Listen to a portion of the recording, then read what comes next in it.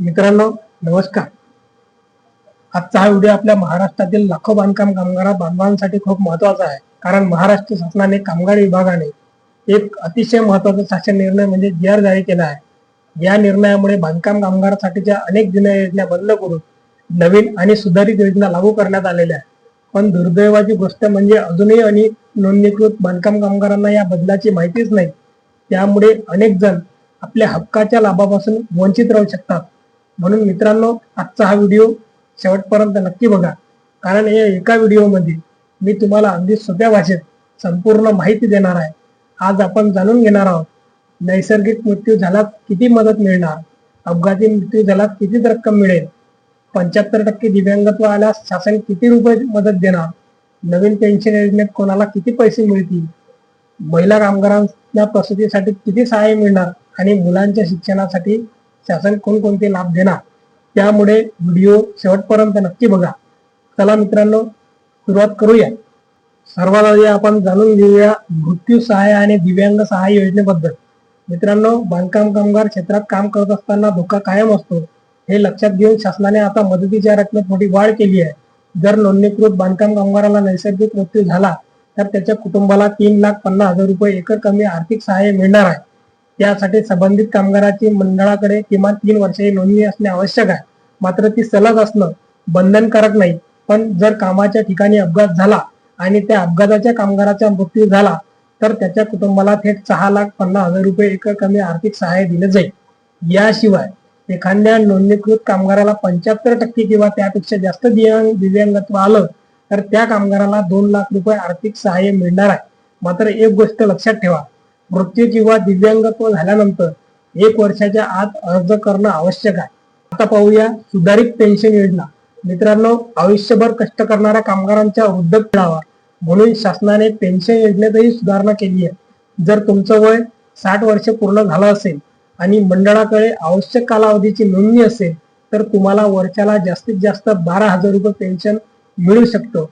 जर 10 वर्षांची सलग नोंदणी असेल तर वर्षाला 6,000 रुपये, 15 वर्षाची सलग नोंदणी असेल तर 9,000 रुपये आणि 20 वर्षाची सलग नोंदणी असेल तर वर्षाला पूर्ण 12,000 रुपये पेन्शन मिळेल। जर नवरा बायको दोघेही नोंदणीकृत बांधकाम कामगार असतील तर दोघांनाही स्वतंत्रपणे पेन्शनचा लाभ मिळेल। कामगाराच्या मृत्यूनंतर त्यांच्या पत्नीला किंवा पतीलाही हा लाभ मिळू शकतो। मात्र किंवा EPF चा लाभ घेणाऱ्या कामगारांना ही पेन्शन मिळणार नाही। आता महिला बांधकाम कामगार भगिनींसाठी एक महत्त्वाचा विषय, शासनाने सुधारित प्रसूती सहाय्य योजना लागू केली आहे। आता प्रसूती नैसर्गिक असो किंवा सिझेरियन, महिला कामगारांना 25,000 रुपये एकर कमी आर्थिक सहाय्य मिळणार आहे। हा लाभ पहिल्या 2 अपत्यासाठी लागू असेल।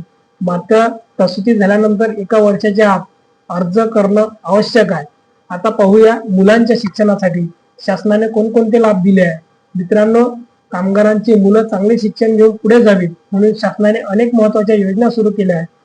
इयत्ता 9वी उत्तीर्ण झाल्यावर पुढील शिक्षणासाठी 20,000 रुपये, 11वी उत्तीर्ण झाल्यावर 25,000 रुपये, मेडिकल शिक्षणासाठी दरवर्षी 1 लाख रुपये, इंजिनिअरिंग शिक्षणासाठी दरवर्षी 60,000 रुपये सहाय्य दिले जाणार आहे।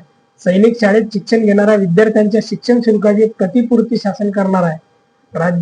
राज्य मान्यताप्राप्त सैनिक शाळेत शिकणाऱ्या विद्यार्थ्याला 10,000 रुपये सहाय्य मिळेल।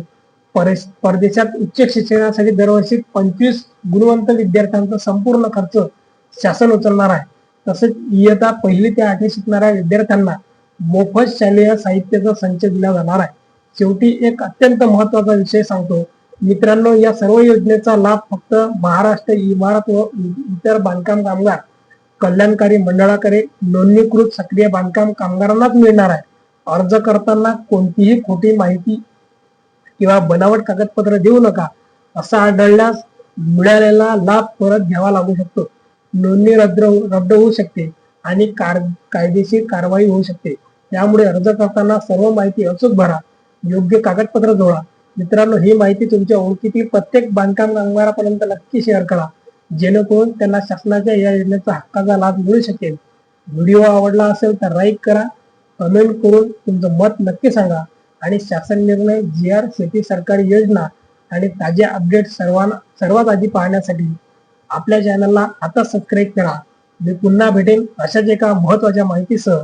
तोपर्यंत जय हिंद, जय महाराष्ट्र.